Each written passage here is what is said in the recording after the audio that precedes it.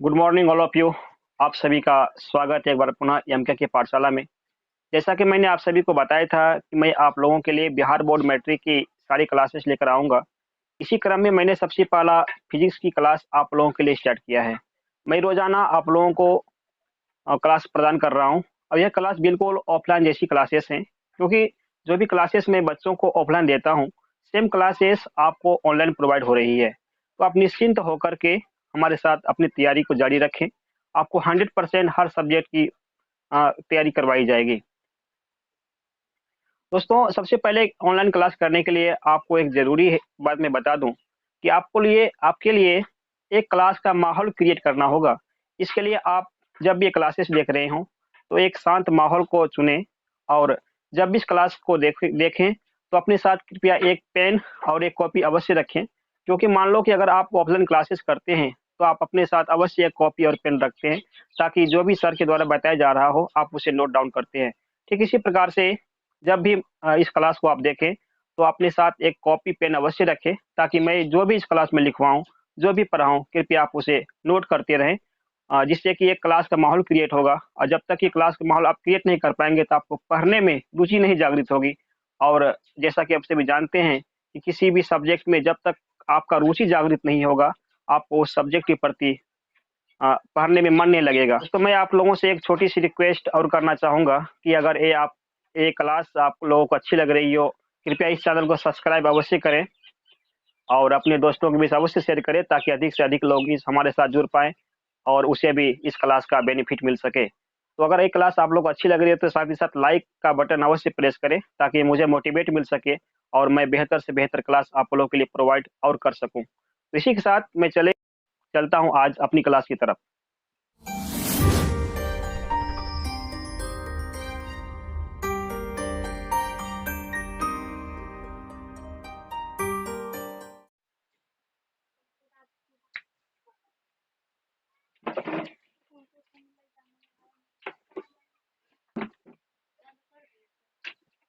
हाँ, चलो। तो अभी तक पाठ पहला चल रहा है, लेसन फर्स्ट का। क्या नाम था? प्रकाश का परावर्तन। प्रकाश का परावर्तन। इसका पाठ आज कितना हो गया है? 7वां। ठीक है। तो इससे पहले क्लास में अवतल दर्पण और उत्तल दर्पण का उपयोग से लिखाए थे, है ना? उससे पहले लिखाए थे अवतल दर्पण और उत्तल दर्पण में क्या अंतर होता है। पाठ में क्या पाठ PART पाठ पाठ मतलब क्या हुआ? एक क्लास का 7वां हिस्सा हुआ, मतलब कुछ हिस्सों में इसको पूरा डिवाइड कर दिया गया। एक क्लास में नहीं हट पाएगा। तो पिछला क्लास में लिखाए होंगे अवतल दर्पण और उत्तल दर्पण में अंतर। तो शायद उसमें एक पॉइंट छूट गया था कि अवतल दर्पण में कैसा प्रतिबिंब बनता है। ये एग्जाम में काफी पूछता है ऑब्जेक्टिव के रूप में। तो अवतल दर्पण में याद रखना, अवतल दर्पण में वास्तविक प्रतिबिंब और काल्पनिक प्रतिबिंब दोनों बनता है। तो जगह तो एक पॉइंट उसमें लगा लो, फिर से लिख लो भी। हाँ, नहीं, एक पॉइंट लिख लो कहीं पर भी। दो या 3 पॉइंट लिखाए होंगे, लिखाए थे ना 3 पॉइंट। उसमें चौथा नंबर एक लगा लो कि अवतल दर्पण में, समझो ना पहले तुम क्या बता रहे हैं। प्रकाश का परावर्तन, अवतल दर्पण उत्तल दर्पण अंतर लिखा रहे थे ना, तो उसमें 3 पॉइंट लिखाए थे दोनों का अंतर के लिए। एक पॉइंट अभी नया जोड़ लो, शायद नहीं लिखाए थे और ये जरूर इंपॉर्टेंट ज्यादा है कि अवतल दर्पण में वास्तविक और काल्पनिक, वास्तविक और काल्पनिक दोनों तरह के प्रतिबिंब बनते हैं। प्रतिबिंब बनते हैं। ये पॉइंट नहीं लिखाए थे ना? नहीं। अब उत्तल दर्पण में क्या होगा? उत्तल दर्पण में लिखो इधर। उत्तल दर्पण में केवल काल्पनिक या आभासी काल्पनिक या आभासी प्रतिबिंब बनता है।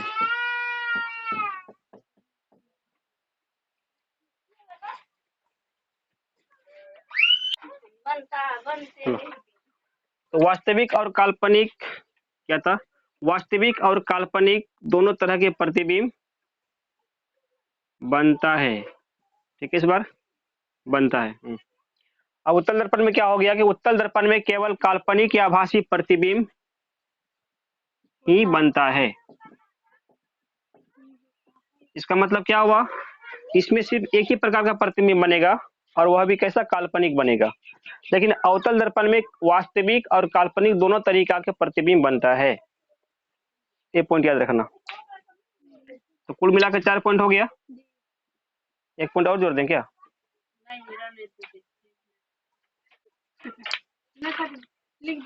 चलो दे देते हैं, कहीं जगह होगा तो फिट कर देना उसको। देखो, अवतल दर्पण का एक दूसरा नाम भी होता है। अवतल दर्पण का क्या होता है? एक दूसरा नाम भी होता है। अवतल दर्पण को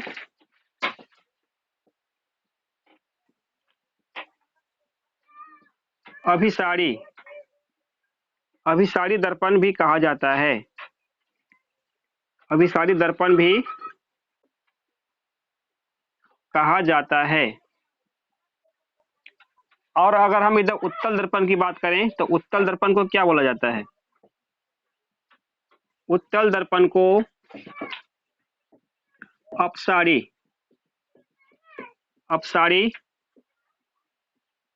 दर्पण भी कहा जाता है। है बात समझ में? तो ये 2 पॉइंट लिख लो, उसमें ठीक रहेगा।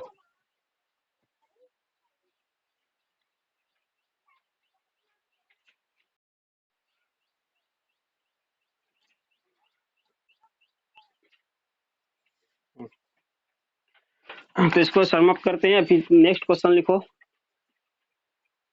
क्या लिखना है?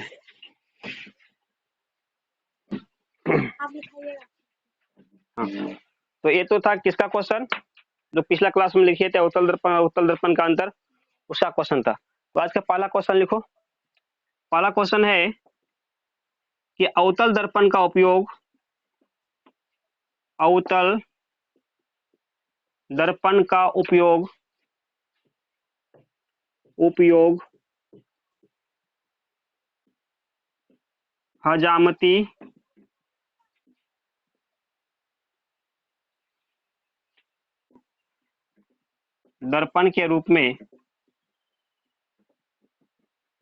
हजामती दर्पण के रूप में क्यों किया जाता है? अवतल दर्पण का उपयोग हजामती दर्पण के रूप में क्यों किया जाता है?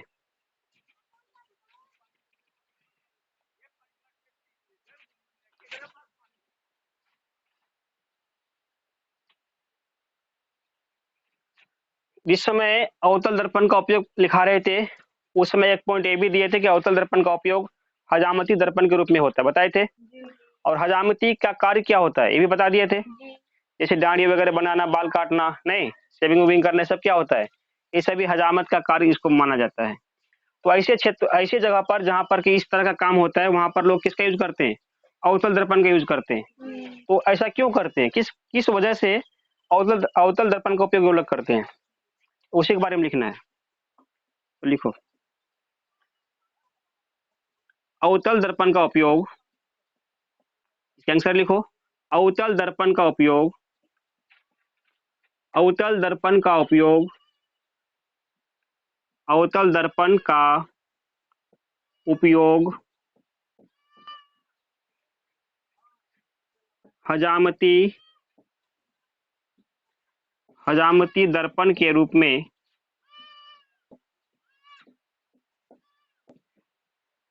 अवतल दर्पण का उपयोग हजामती दर्पण के रूप में अवतल दर्पण का उपयोग हजामती दर्पण के रूप में किया जाता है।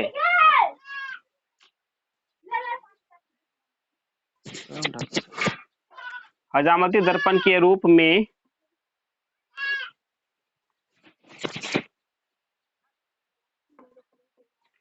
हजामती दर्पण किया जाता है।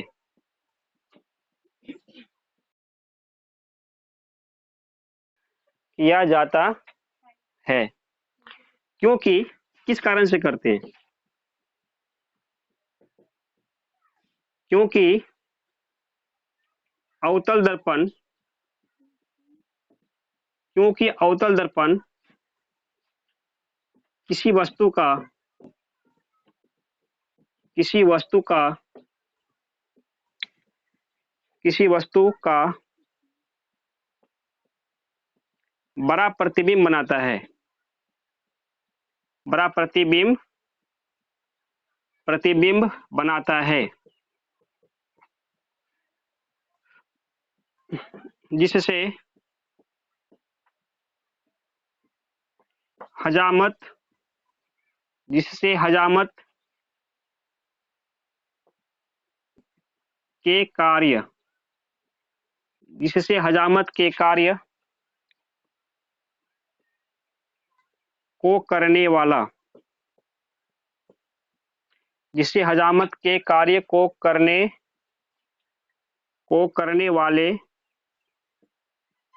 वाले को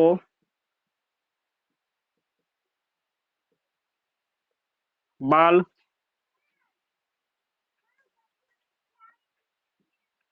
स्पष्ट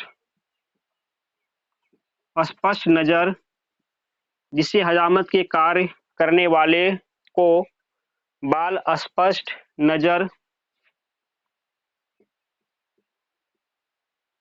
आता है। स्पष्ट नजर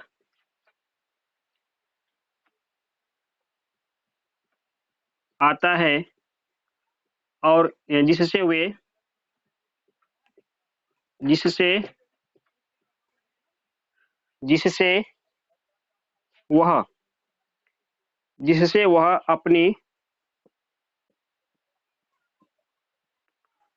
अपनी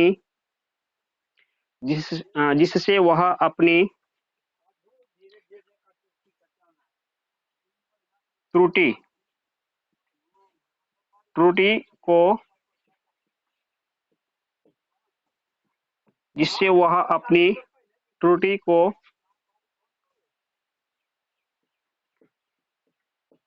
आसानी से सुधार पाता है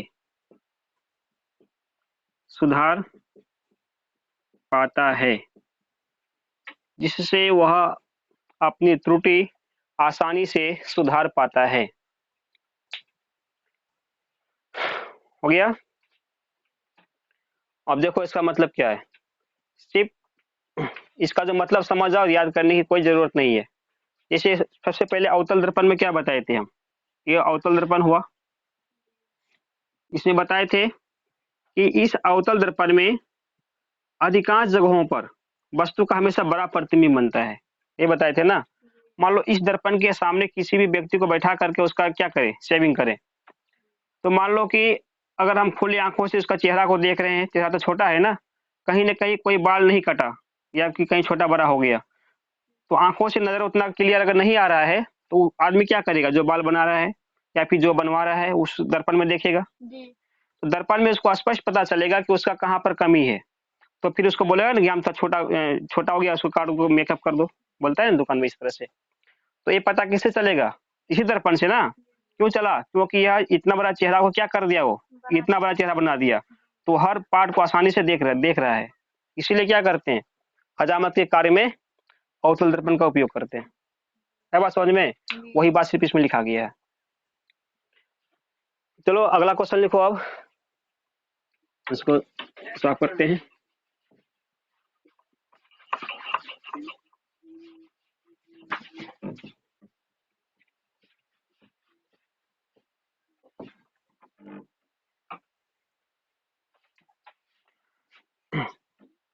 अगला क्वेश्चन है, उत्तल दर्पण का उपयोग। देखो, उत्तल दर्पण का उपयोग उत्तल दर्पण का उपयोग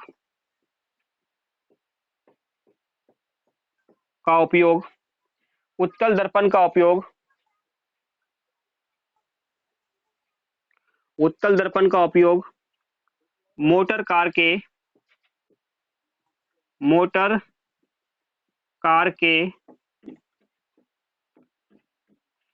साइड मिरर, उत्तल दर्पण का उपयोग मोटर कार के साइड मिरर के रूप में क्यों किया जाता है? कि साइड मिरर के रूप में क्यों किया जाता है? क्यों किया जाता है? तो एक क्वेश्चन भी काफी इंपॉर्टेंट है, एक क्वेश्चन हमेशा पूछते आ रहा है बोर्ड एग्जाम में, इसलिए थोड़ा समझ के काम करेंगे।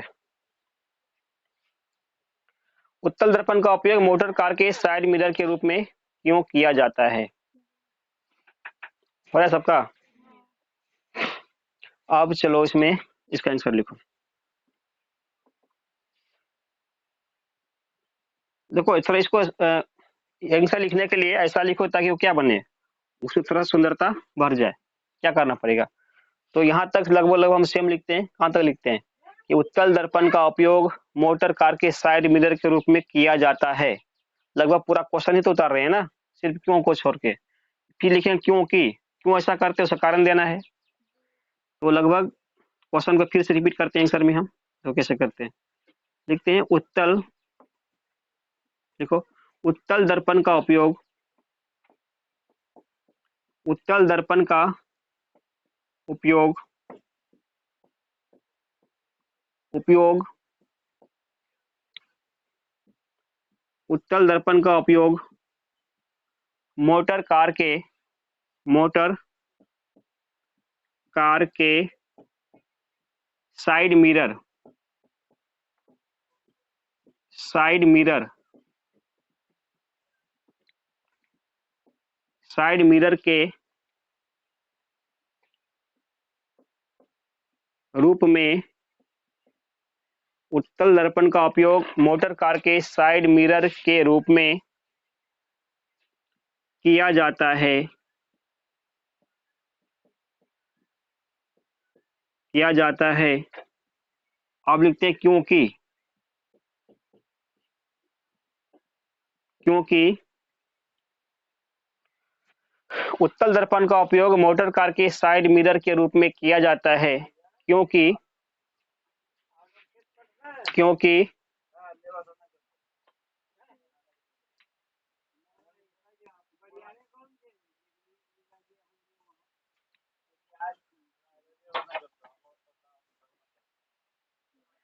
मोटर कार के साइड मिरर के रूप में किया जाता है।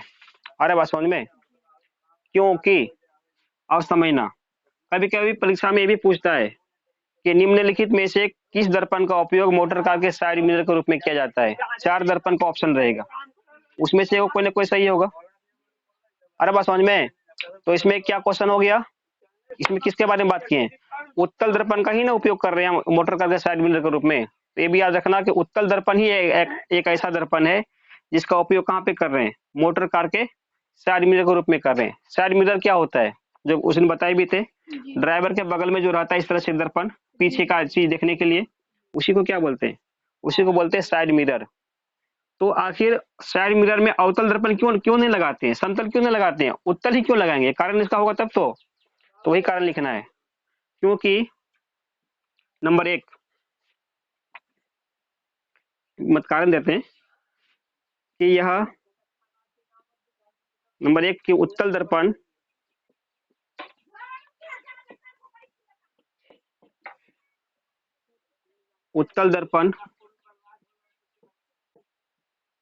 किसी वस्तु का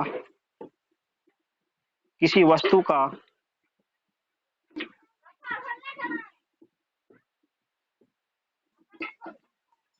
किसी वस्तु का काल्पनिक और सीधा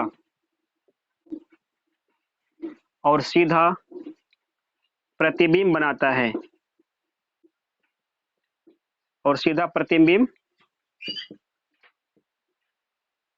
बनाता है।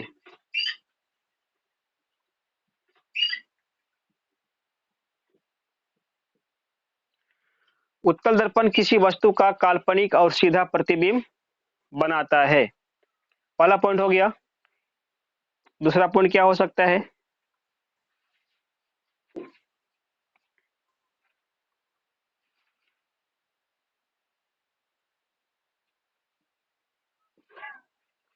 उत्तल दर्पण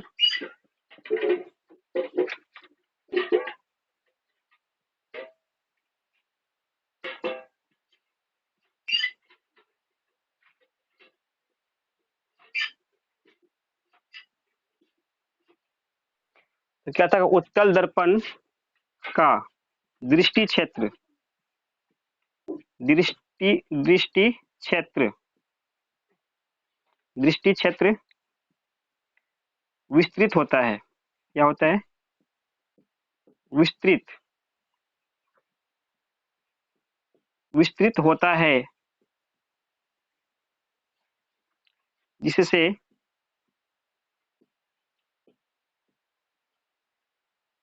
जिससे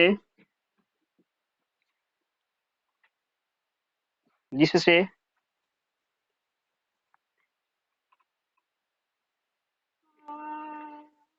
यह किसी वस्तु का जिससे यह किसी वस्तु का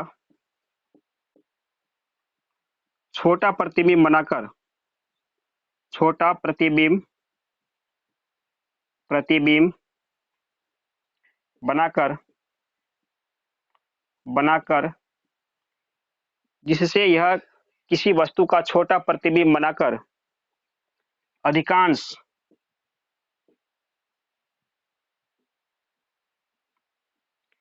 अधिकांश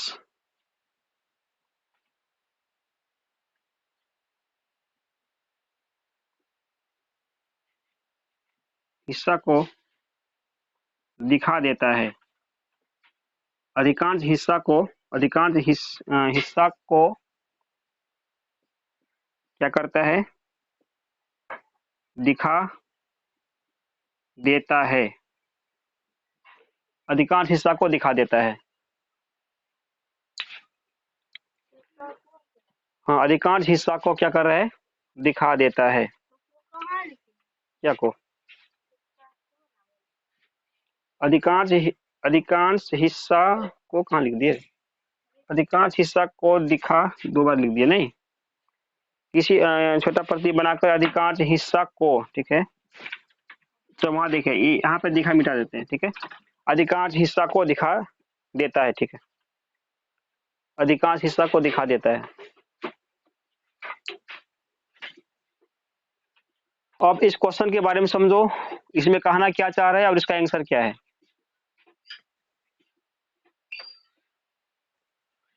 इसमें बताया गया कि उत्तल दर्पण का जो उपयोग है मोटर कार के साइड मिरर के रूप में करेंगे। सबसे पहला पॉइंट कि आप ये याद रखो कि साइड मिरर के रूप में कौन दर्पण का यूज करते हैं? उत्तल दर्पण का यूज कर रहे हैं। पहला पॉइंट हो गया। क्यों कर रहे हैं इसका कारण देखना। इससे सिर्फ दो ही कारण है। इसी कारण की वजह से यहाँ पे उत्तल दर्पण का इसी गुण होने की वजह से इसका उपयोग कहाँ पे कर रहे हैं? मोटर कार के साइड मिरर के रूप में कर रहे हैं। तो इसका गुण क्या है? सबसे पहली बात इसका गुण है उत्तल दर्पण किसी वस्तु का काल्पनिक और सीधा, सबसे जरूरी बात क्या हुआ? ये सीधा प्रतिबिंब दे रहा है। सीधा दे रहा है ना। सीधा देगा तब तो किसी के बारे में आसानी से उसको खोज सकते हैं कि कोई भी चीज मतलब आसानी से पहचान सकते हैं या देख सकते हैं। सीधा रहेगा तभी तो, मतलब उल्टा दे दिए देख पाएंगे उसको? समझ नहीं पाएंगे कैसे कैसे होगा। तो काल्पनिक और केस क्या बना रहा है? सीधा प्रतिबिंब बनाता है। ये कौन बनाएगा? ये उत्तल दर्पण ही बनाएगा ऐसा। और दूसरा पॉइंट क्या इसका गुण हुआ? इसका गुण ये है कि उत्तल दर्पण का जो दृष्टि क्षेत्र विस्तृत, विस्तृत मतलब क्या हुआ? विस्तृत का मतलब होता है काफी बड़ा बड़ा क्षेत्र से, है ना। उसी को क्या बोलते हैं? विस्तृत होता है। यानी कि उसका दृष्टि क्षेत्र मतलब क्या हुआ? ऐसा जगह जहां पर हम देखते हैं उसी को क्या बोलेंगे? दृष्टि क्षेत्र बोलेंगे। कैसा होता है? काफी बड़ा होता है, जिससे यह किसी वस्तु छूट रहा है किसी वस्तु का जिससे वह किसी वस्तु का छोटा प्रतिबिंब बनाकर अधिकांश हिस्सा को दिखा देता है। मान लो कि हमको इतना ही चीज में, इतना ही दूर में हमको पूरा पूरा संसार देखना है, यानी बहुत ज्यादा क्षेत्र देखना है। क्या करना पड़ेगा? तो इसमें हर चीज को छोटा छोटा देखेंगे तभी तो हो पाएगा ना। मान लो बड़ा बड़ा देखेंगे क्या हुआ? एक ही दो ही पूरा पूरा इसका क्षेत्र भर जाएगा, देख पाएंगे पूरा चीज नहीं। अगर हमको अधिक से अधिक चीज देखना है तो क्या करना पड़ेगा, इन सभी वस्तुओं का छोटा प्रतिबिंब करना पड़ेगा, जिससे क्या होगा, मेरा कम क्षेत्र में अधिक से अधिक चीज को देख सकते हैं। तो दृष्टि क्षेत्र बड़ा मतलब क्या हुआ, ये हम अधिक मतलब कि हम अधिक से अधिक चीज को देख रहे हैं, उसी को ना बोलेंगे।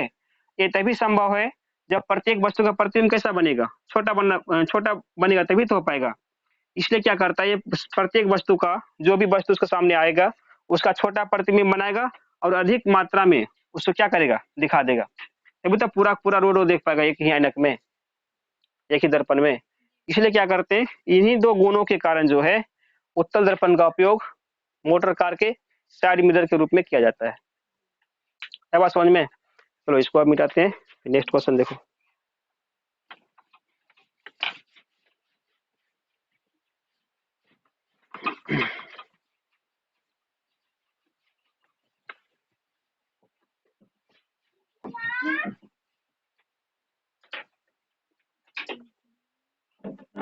है कि आपको 3 प्रकार का दर्पण दे देगा। कौन कौन से दिखाए थे, समतल, उत्तल, अवतल, नहीं, तीनों दर्पण दे दिया।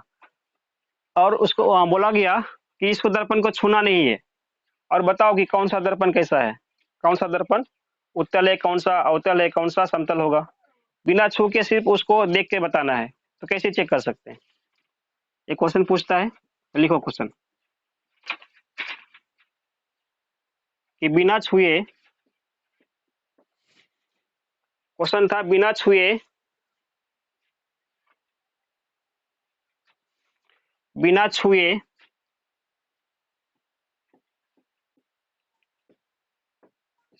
आप, बिना छुए आप समतल दर्पण,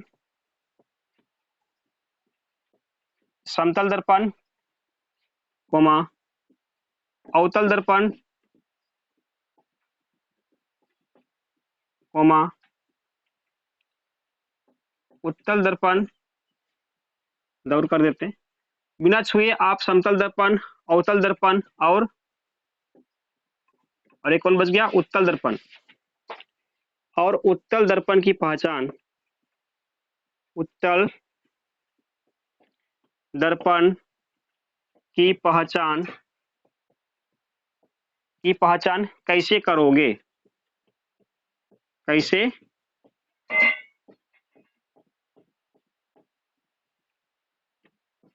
कैसे करोगे, या क्वेश्चन मार्क आएगा।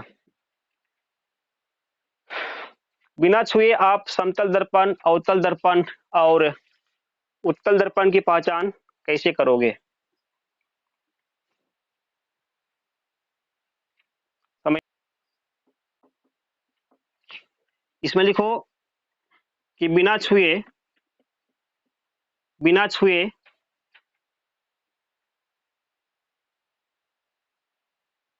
देखो यहाँ क्वेश्चन में क्या लिखा हुआ है, आप ये ध्यान देना थोड़ा सा, नंबर कटेगा।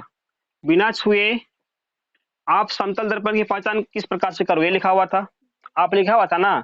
जब इसका आंसर हम देंगे तो इसमें यहाँ पर आपका यूज मत करना, क्या करेंगे, हम लगाएंगे, क्योंकि आंसर हम दे रहे हैं ना। इस वजह से क्या यूज लगेंगे इसमें, इस वजह से क्या लगाना पड़ेगा इसमें, हम लगाना पड़ेगा। यानी कि बिना छुए हम इसका समतल दर्पण, समतल दर्पण, कोमा अवतल दर्पण, अवतल दर्पण, बिना छुए हम समतल दर्पण, अवतल दर्पण और एक दर्पण क्या है, उत्तल दर्पण। और उत्तल दर्पण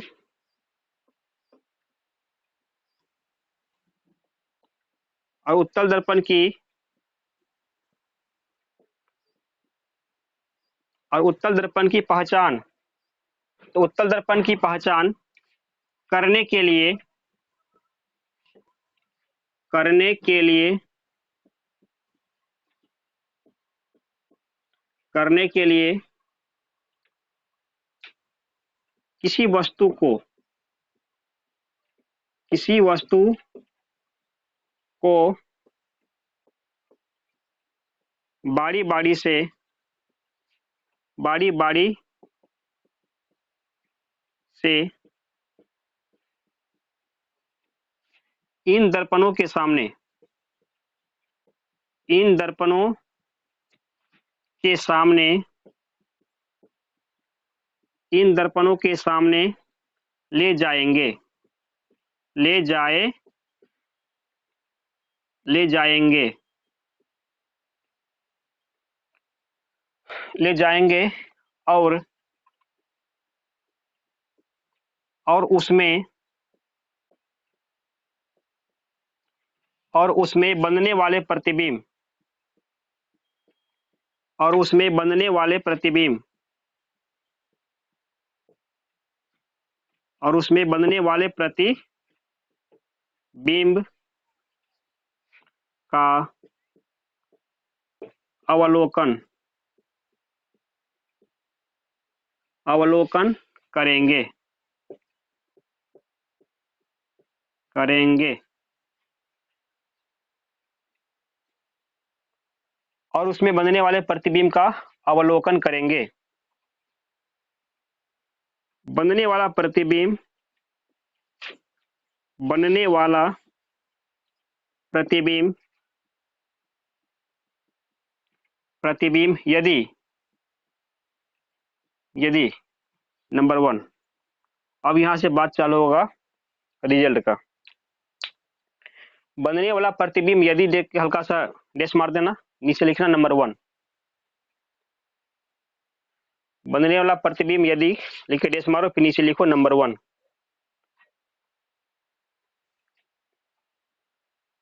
तो इसमें क्या था, देखो सबसे पहले हम क्या करेंगे, अपना प्रैक्टिकल जो भी करेंगे ना, वो काम अपना बता दिए। तो हमको करना क्या है, तीनों दर्पण को एक साथ रख देंगे। उसके बाद किसी भी वस्तु को लेकर जाएंगे, उन दर्पणों के सामने क्या करना है, रखना है, और उसमें जो प्रतिबिंब बनेगा, उसका जो पिक्चर बनेगा, उसको देखना है, और देख के पता करना पिक्चर कैसा है। तो पिक्चर को हम अवलोकन कर रहे हैं ना, अवलोकन करेंगे। यदि बनने वाला प्रतिबिंब, अब 1 नंबर दिया ना कि प्रतिबिंब कैसा होगा तो समतल होगा, प्रतिबिंब कैसा बनेगा तो अवतल होगा, प्रतिबिंब कैसा बनेगा तो उत्तल होगा।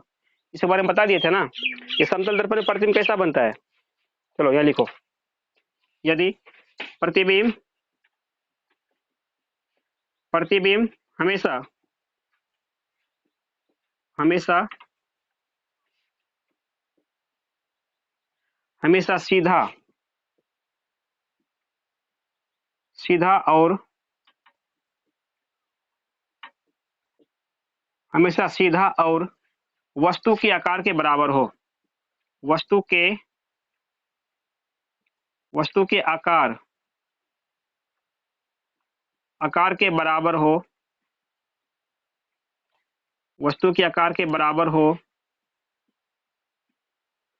वस्तु के आकार के बराबर हो,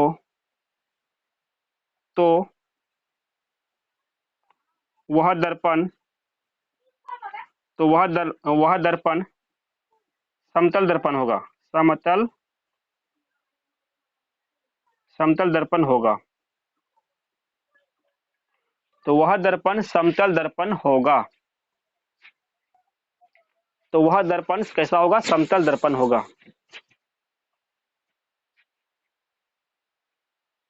हो रहा है, हैं? हाँ, उसके बाद लिखो 2 नंबर, थोड़ा ऊपर से हम खाली करते हैं बोर्ड को,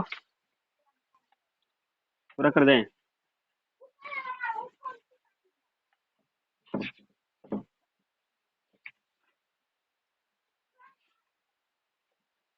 तो 1 नंबर रहने देते हैं। तो पहला रिजल्ट क्या सामने आया, तो दूसरा लिख देते हैं, नहीं सेकेंड नंबर लिखो।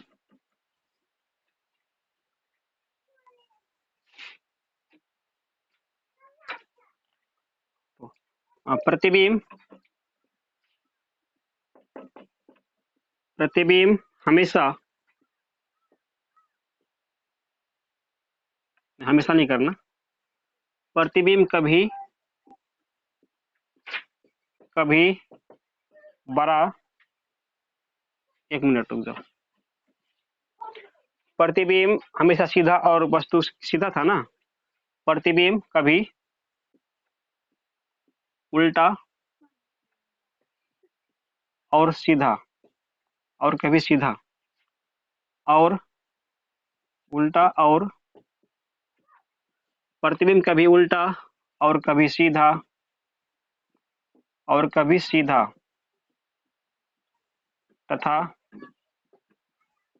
तथा वस्तु से कभी बड़ा, कभी बड़ा, तो कभी छोटा, तो कभी छोटा बनता हो, बनता हो, बनता हो, तो वह दर्पण, तो वह दर्पण अवतल दर्पण होगा। अवतल दर्पण होगा। तो वह दर्पण कैसा होगा? अवतल दर्पण होगा। तो वह दर्पण अवतल दर्पण होगा। नंबर तीसरा,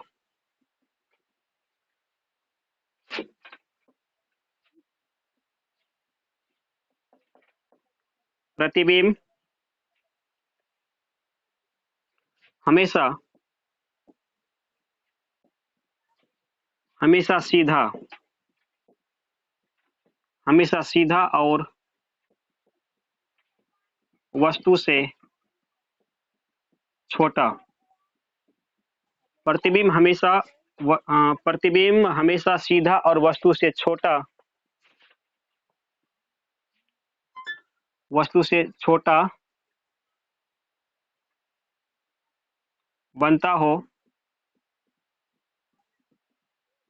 बनता हो, तो वह उत्तल दर्पण होगा। तो वह उत्तल दर्पण होगा। तो वह उत्तल दर्पण होगा।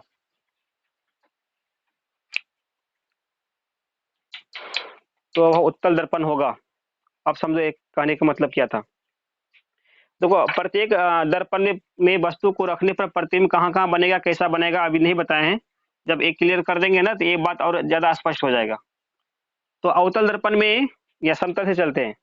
समतल दर्पण का मतलब बता दिए थे, जो घरों में हम दर्पण के रूप में यूज करते हैं ऐनक को, वही क्या होता है? समतल दर्पण होता है।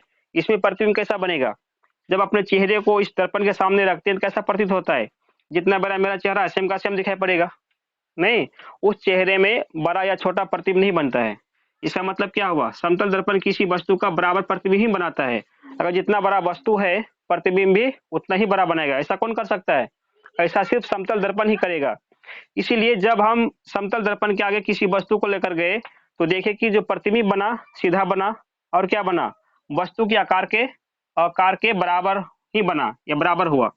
तो समझ गए वह दर्पण कैसा हुआ, कैसा होगा? समतल दर्पण होगा। सेकेंड पोजीशन पर जब हम उसी वस्तु को उठाकर उस दर्पण के सामने लेकर गए तो प्रतिबिंब कभी उल्टा बनता है, कभी क्या बनता है, और कभी सीधा बन रहा है। तथा कभी वस्तु तथा वस्तु कभी बड़ा हो तो कभी छोटा हो। क्या लिख दिया? उल्टा और कभी सीधा। तथा वस्तु से, कभी वस्तु से करना, वस्तु से कभी बड़ा तो कभी छोटा बनता हो। ठीक है, वस्तु से कभी बड़ा तो कभी छोटा बनता हो, तो वह दर्पण अवतल दर्पण होगा। नहीं, इसमें वस्तु के बाद में से आएगा। वस्तु से कभी बड़ा तो कभी छोटा बन रहा है। यानी अवतल का दो गुण हो गया, कभी कभी बड़ा प्रतिबिंब दिखाएगा, कभी कभी क्या करेगा? प्रतिबिंब को वस्तु से छोटा कर देगा। तो हम समझ जाएंगे कि वह प्रतिबिंब कैसा, वह दर्पण कैसा होगा? अवतल दर्पण होगा। अब चलते हैं तीसरा में क्या रिजल्ट आया। जब प्रतिबिंब हमेशा सीधा बना, यानी कि वस्तु को चाहे कहीं पर भी रखे, प्रतिबिंब हमेशा सीधा ही वो दिखा रहा है, और हमेशा वस्तु से क्या दिखा रहा है? छोटा ही बनता है। चाहे मान लो यहाँ पे दर्पण हुआ ना, इस दर्पण के यहाँ पर वस्तु रखेंगे, चाहे वस्तु यहाँ पे लगा दो, यहाँ पे रख दो वस्तु को, यहाँ रख दो, यहाँ रख दो, वस्तु कहीं पर भी रख दो, इसका बनने वाला प्रतिबिंब हमेशा क्या होता है? वस्तु के आकार से छोटा ही बनता है और सीधा बनता है। तब समझ जाएंगे ये दर्पण कैसा है। तब समझेंगे दर्पण जो है उत्तल दर्पण है, क्योंकि उत्तल दर्पण का खासियत है कि वस्तु को कहीं पर भी रखा जाए, उसका प्रतिबिंब हमेशा वस्तु से छोटा और काल्पनिक सीधा बनता है। तो आया समझ में इसका क्वेश्चन? चलो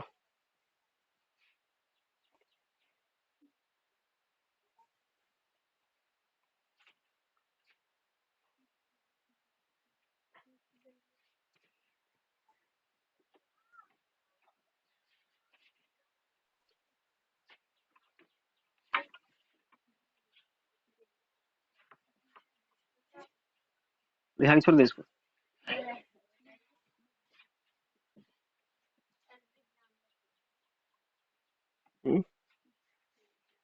क्वेश्चन लिखो। देखो अभी लिखा है क्या, बिना छुए अवतल उत्तल और समतल की पहचान करना है। अब होगा छू करके, यानी कि उसको टच करना है। छू कर आप, क्या होगा तुम लोग को? सर क्या लिख रहे? छू कर आप समतल दर्पण, समतल दर्पण और एक मिनट, समतल तीनों दर्पण इसमें होगा ना? समतल दर्पण, फिर अवतल दर्पण,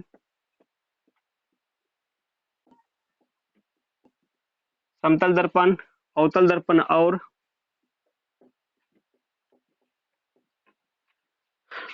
उत्तल दर्पण।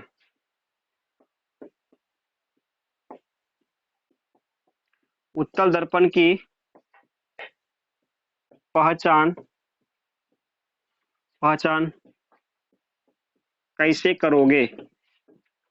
कैसे करोगे? छूकर आप समतल दर्पण, अवतल दर्पण और उत्तल दर्पण की पहचान कैसे करोगे? जो लिखे क्वेश्चन उतारो। हो गया क्वेश्चन ना? अब चलो इसका आंसर देखो, बात मत करो आपस में, ये तो फिर दिक्कत हो जाएगा।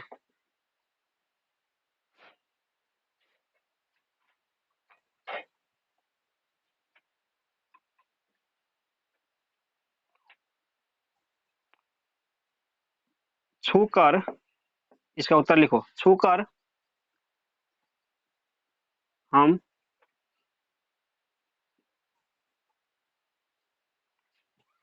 छोड़ो, छूकर समतल दर्पण, समतल, छूकर समतल दर्पण, अवतल दर्पण, अवतल दर्पण और अवतल दर्पण और उत्तल दर्पण, और उत्तल दर्पण की पहचान करने के लिए, की पहचान करने के लिए, की पहचान करने के लिए हम किसी वस्तु को, हम किसी वस्तु को, एक मिनट, छूकर करना है ना, किसी वस्तु नहीं होगा। पहचान करने के लिए हमें अपने, हमें अपने, अपने हाथों, अपने हाथों से, अपने हाथों से इन दर्पणों का, इन दर्पणों का परावर्तक सतह, परावर्तक, परावर्तक सतह, परावर्तक, हमें अपने हाथों से इन दर्पणों का परावर्तक सतह को छूना होगा, को छूना होगा। हाँ, छूना होगा। यदि हमें,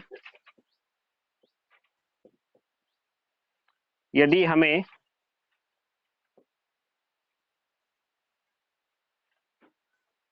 हल्का से डेस मारना, नंबर 1 लिखना। यदि हमें परावर्तक सतह यदि हमें परावर्तक सतह समतल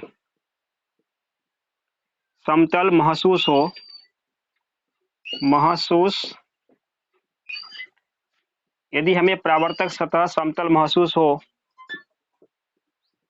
तो वह दर्पण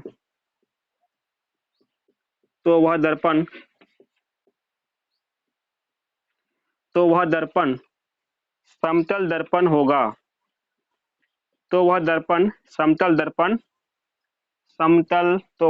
समतल दर्पण होगा।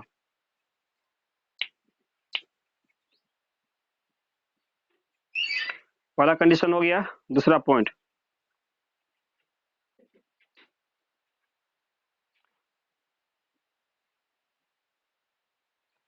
परावर्तक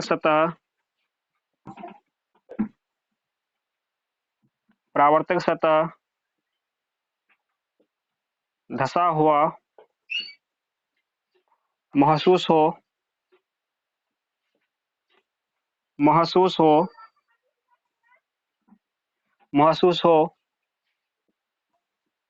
तो वह दर्पण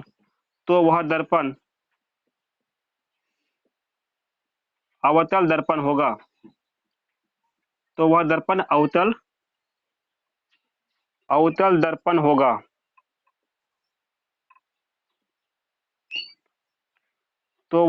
अवतल दर्पण होगा। और एक पॉइंट बच गया ना, जल्दी उतारो, उसको ऊपर करना पड़ेगा। तो वह दर्पण अवतल दर्पण होगा। ऊपर हो गया ना, ऊपर हम कर देते हैं, क्वेश्चन हटा देते हैं यहाँ से। तो वह दर्पण अवतल दर्पण होगा।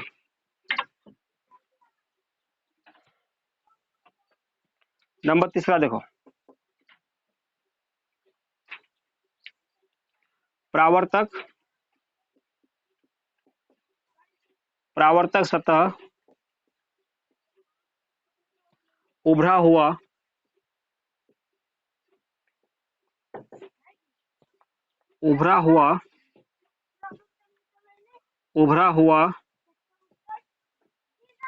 परावर्तक सतह उभरा हुआ महसूस हो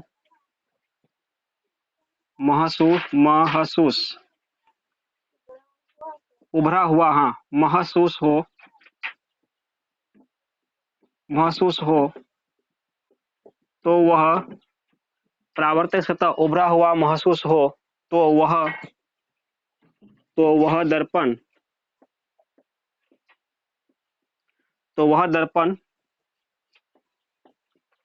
उत्तल दर्पण होगा। तो कैसा होगा? तो वह दर्पण उत्तल दर्पण होगा। इस तरह से हम तीनों दर्पण की पहचान बहुत ही आसान तरीकों से कर सकते हैं। अब तो समझो इसको, इसको रट्टा मारने की कोशिश मत करना, नहीं तो बहुत भयानक चीज हो जाएगा। हंसो मत, बार बार माना कर रहे हैं ना, बहुत हमेशा पढ़ाई है, ईमानदारी से पढ़ाई करो। देखो, तो इसमें बताए थे जब हम क्या करेंगे, इस बार स्पष्ट कर दिया क्वेश्चन में कि दर्पण को जाकर के छू लो, फिर बताओ वो दर्पण कैसा है। तो दर्पण का फिगर उसने बताए थे ना, अब वो फिगर छूने में काम करेगा। ये कैसा दर्पण है? समतल दर्पण। ये दर्पण कैसा हुआ? अवतल दर्पण हुआ। ये दर्पण कैसा हुआ? उत्तल दर्पण हुआ। अब समझना, मान लो इसका हम क्या करते हैं, परावर्तक सतह कहाँ पर है?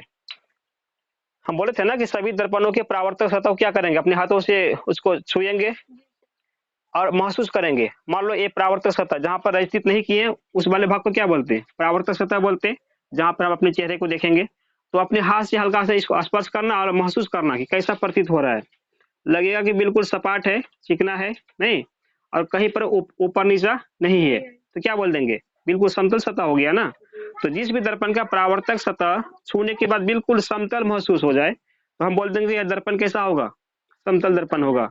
घरों के दर्पण में जब हम क्या करेंगे, यानी श्रृंगार का जो दर्पण होता है नहीं, जो यूज करते हैं, जब उसको छुएंगे ना वो बिल्कुल चिकना होता है, बराबर होता है, उसमें कहीं गड्ढा कहीं ऊंचाई नहीं होता है। तो यानी वो दर्पण कैसा हुआ? समतल दर्पण हुआ। आप फिर चलेंगे दूसरे दर्पण की तरफ। जब इस दर्पण को हल्का अपने हाथों से छुएंगे परावर्तक सतह को, क्या लगेगा? अंदर थोड़ा सा गड्ढा टाइप का लगेगा, और दोनों ओर किनारा उठा हुआ, अंदर थोड़ा सा गड्ढा ऐसा लगेगा। तो सब क्या समझेंगे? समझ जाएंगे दर्पण कैसा होगा? अवतल दर्पण होगा। लेकिन जब इस दर्पण को अपने हाथों से छुएंगे, ये बोलो बात मत करो, जब अपने हाथों से इस दर्पण को छुएंगे क्या होगा? हल्का सा प्रतीत होगा कि बीच में थोड़ा सा निकला हुआ है, उभरा हुआ है, तो क्या बोलेंगे? दर्पण कैसा होगा? उत्तल दर्पण होगा। इस प्रकार से हम क्या करते हैं, इन दर्पणों को अपने हाथों से छू करके इसकी पहचान कर सकते हैं। ठीक है, तो आज यहीं तक इस क्वेश्चन को लास्ट के साथ ही इस क्लास को बंद करते हैं, फिर अगले क्लास में इससे आगे चलेगा। ठीक है, जान दो, वहीं तक था इसमें।